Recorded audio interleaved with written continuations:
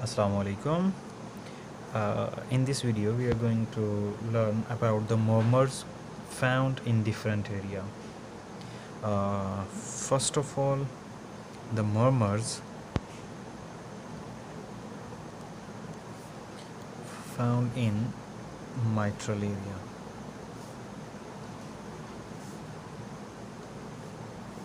And where is this area? ये area हमें मिलेगा फिफ्थ इंटरकॉस्टल स्पेस में, और इसकी लोकेशन एग्जैक्ट होगी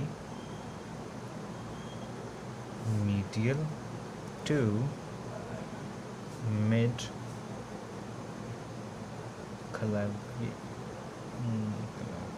क्यूलर लाइन के फिफ्थ इंटरकॉस्टल स्पेस में मीडियल टू, ये सपोज हमारे पास मिड क्लेविकुलर लाइन, तो इसमें मीडियल की तरफ होगा।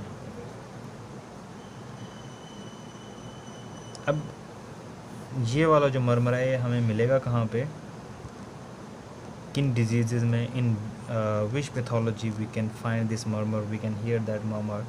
ये हमें मिल सकता है इन माइट्रल स्टेनोसिस, जिसको हम मिड डायस्टोलिक मरमर बोलते हैं।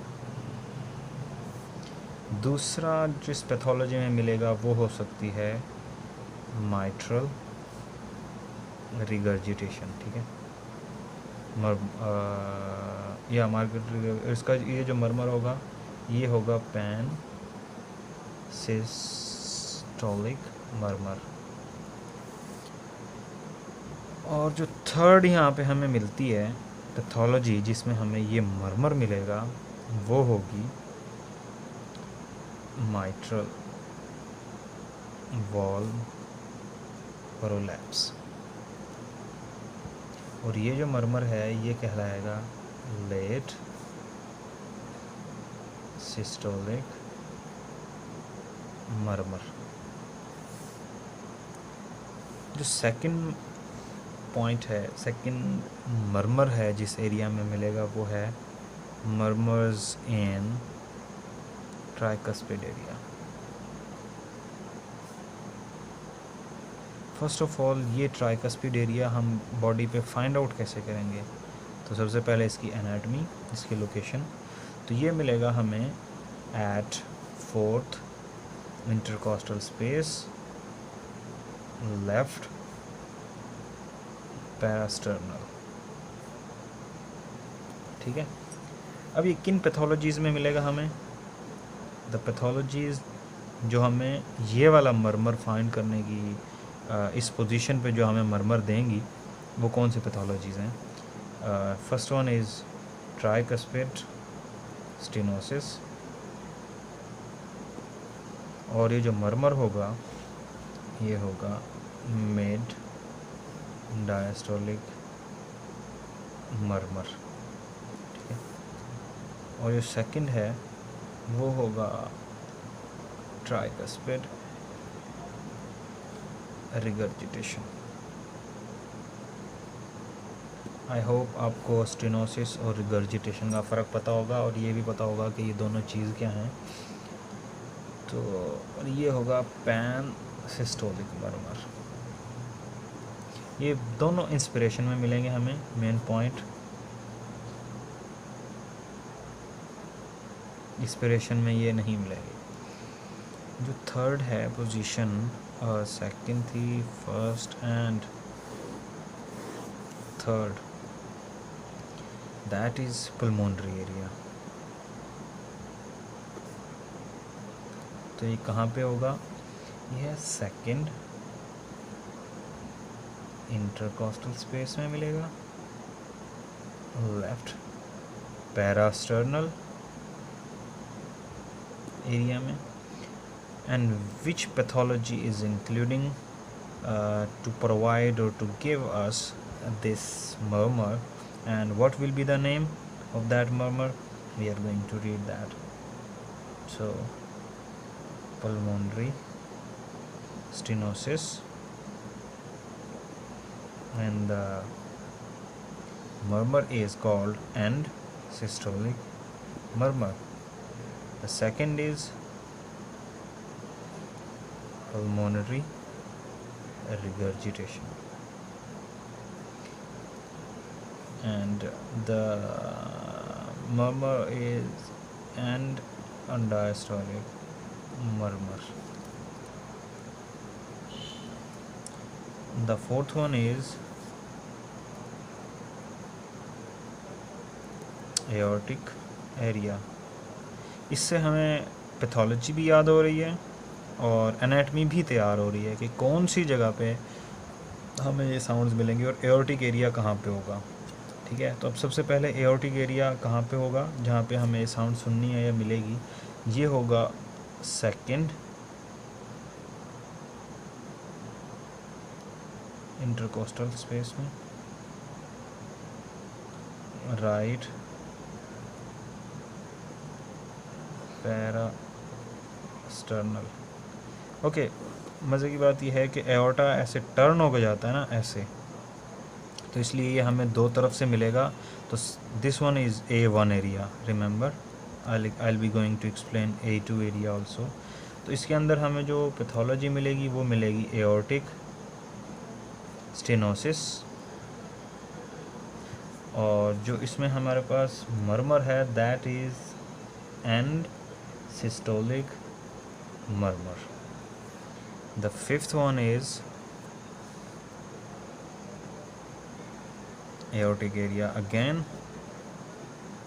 and that is A2.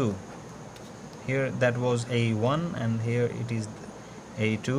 So where we can find that is third intercostal space, left side पे होगा ये, लेफ्ट पैरास्टर्नल।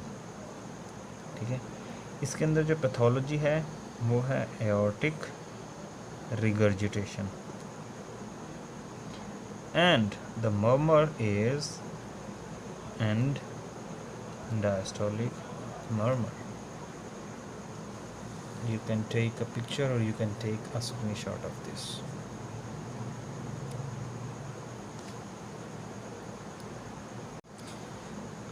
बिल्कुल थोड़ी देर पहले मैंने कहा था कि इंस्पिरेशन और एक्सपिरेशन में फ़र्क होगा, तो अभी उससे रिलेट करते हुए हम कंटिन्यू करेंगे इफ़ेक्ट्स ऑफ ब्रीदिंग ऑन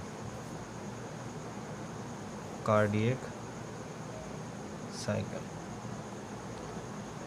जो सबसे पहले है हमारे पास इंस्पिरेशन, ये हम एक चार्ट टाइप बना लेंगे, इंस्पिरेशन एंड एक्सपिरेशन। कुछ एक्सपायरेशन बोलते हैं, कुछ एक्सपिरेशन बोलते हैं, इंस्पिरेशन इंस्पायरेशन।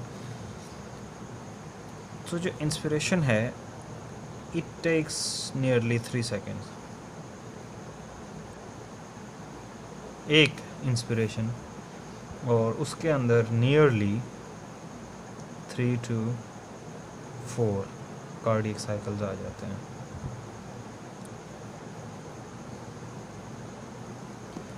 और जो एक्सपिरेशन है इट टेक्स नियरली 2 seconds, या 2 seconds and 2 to 3 cardiac cycles. Point number 1। तो अब हम सबसे पहले इंस्पिरेशन को एक्सप्लेन कर लेते हैं।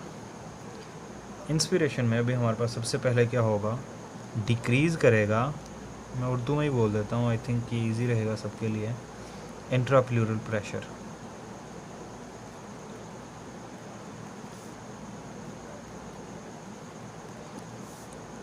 जो इंट्राप्लूरल प्रेशर है ना ये डिक्रीज़ करेगा, लेकिन जो इंट्रा प्लूरल वॉल्यूम है वो इंक्रीज़ करेगा, and the diaphragm will contract.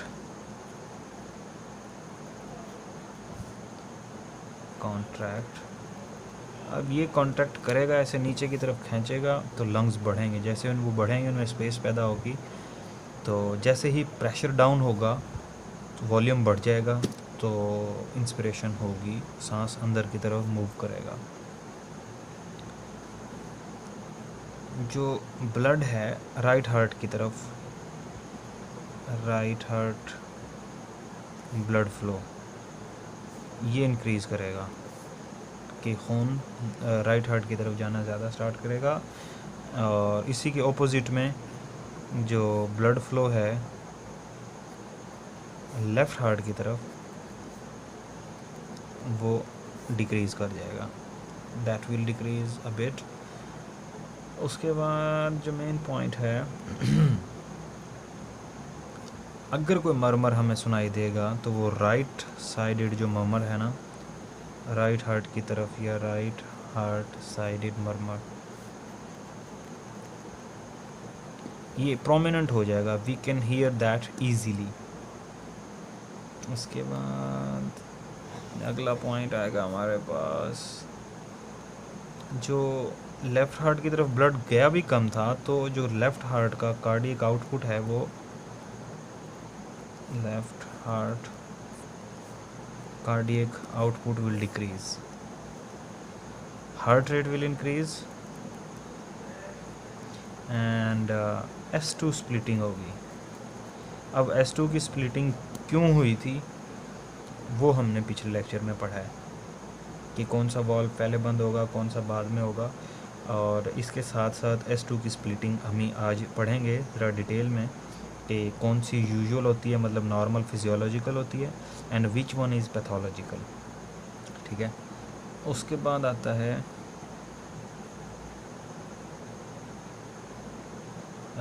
Ventricular diameter जो है वो इंक्रीज़ करेगा हमारे पास, इंक्रीज वेंट्रिकुलर डायमीटर। ये हैं इंस्पिरेशन में, इंस्पिरेशन की वजह से जो कार्डियक साइकिल पे इफ़ेक्ट हुआ है वो। अब हम आते हैं एक्सपिरेशन की तरफ। सबसे पहले एक्सपिरेशन में इसके अपोजिट होगा कि हमारे पास जो इंट्रा प्लूरल वॉल्यूम है वो डिक्रीज़ करेगा। सेकंड पॉइंट इज़ इंक्रीज़ करेगा intra plural pressure and it will increase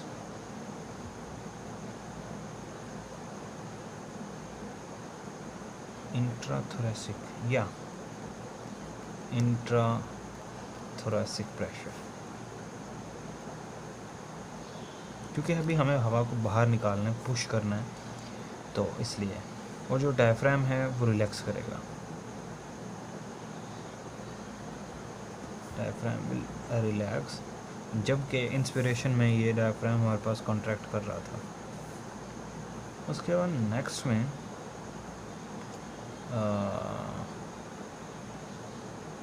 blood flow towards left heart ये इंक्रीज़ करेगा, increase blood flow towards left heart.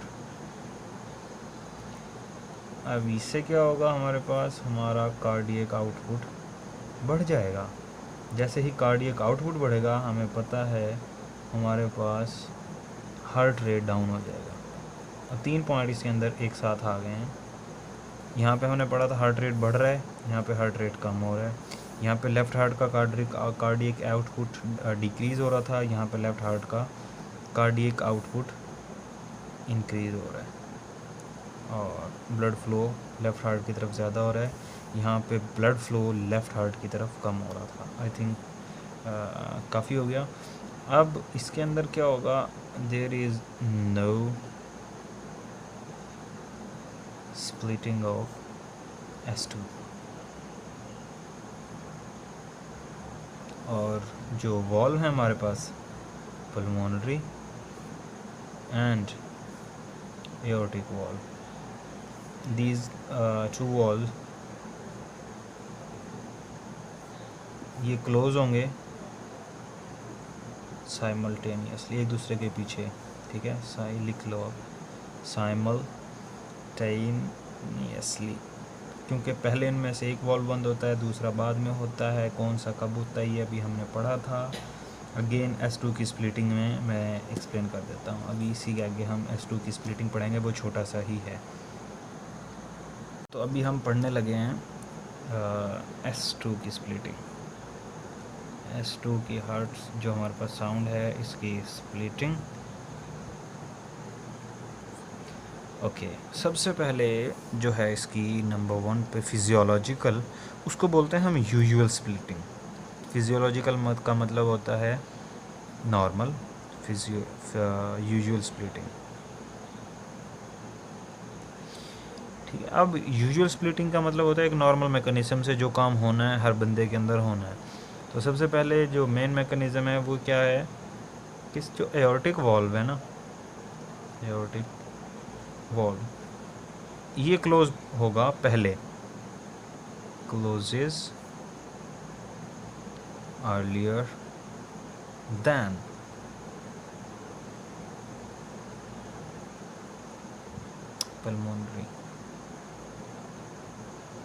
pulmonary valve.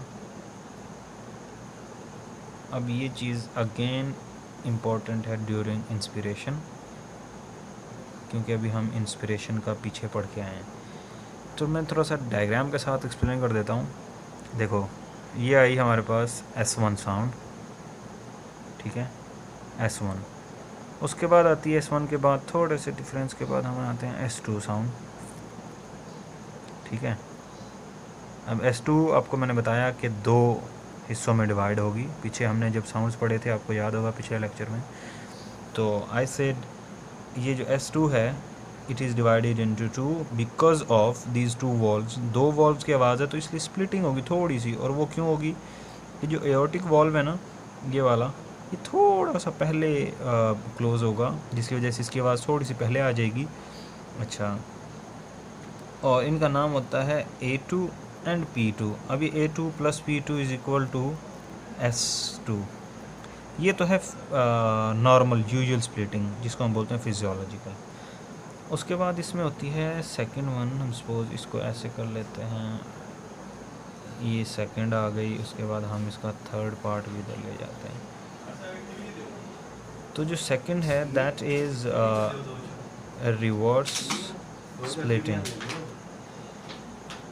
Reverse splitting के अंदर सबसे पहले आप इसकी जो फिजियोलॉजिकल है उसी से अंडरस्टैंड करें कि अगर इस A2 की जगह P2 आ जाए और P2 की जगह A2 आ जाए तो हम क्या बोलेंगे कि एओर्टिक वॉल्व ज़रा देर से बंद हो रहा है पल्मोनरी की निस्बत, या पल्मोनरी ज़रा जल्दी बंद हो रहा है।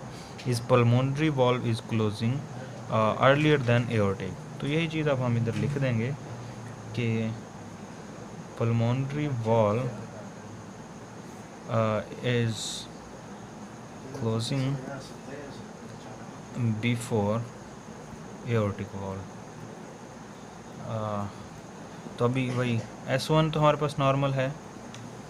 अगेन जो S2 है हमारे पास, तो P2 का साउंड पहले आएगा और एओर्टिक साउंड जो A2 है वो बाद में आएगा। ये रिवर्स हो जाएगी and S2 is still S1 is still the same. उसके बाद थर्ड है हमारे पास वाइड एंड फिक्स्ड स्प्लिटिंग। ये भी पैथोलॉजिकल है। This one is all you can write that pathology, ठीक है। और ये भी पैथोलॉजिकल होगी, wide and fixed. Okay, wide ये बोथ इंस्पिरेशन और एक्सपिरेशन दोनों के अंदर आएगी। इसके अंदर S1 नॉर्मल है, जो S2 है इसमें A2 और P2 साउंड सेम है। There is no reverse splitting, but इसके अंदर एक तो वाइड होगी साउंड और दूसरा जो वॉल्व है एओर्टिक अपनी जगह पे बंद होगा, पल्मोनरी अपनी जगह पे बंद होगा। स्टिल इसमें टाइम डिफरेंस आएगा कि जैसे यहाँ पे नॉर्मल था, द पल्मोनरी वॉल्व जो है वो एओर्टिक के बाद बंद हो रहा था, बट वो फिजियोलॉजिकल था, टाइम गैप ज़्यादा नहीं था। यहाँ पे टाइम गैप या टाइम लैप्स ज़्यादा होगा, ठीक है। और you can write that in both pulmonary and sorry, both in inspiration and expiration, ठीक है। और इनकी किस पैथोलॉजी में होता है, मोस्टली ये हमें मिलेगा एट्रियल सेप्टल डिफेक्ट में एंड वेंट्रिकुलर सेप्टल डिफेक्ट में, ठीक है। आज के लिए इतना ही।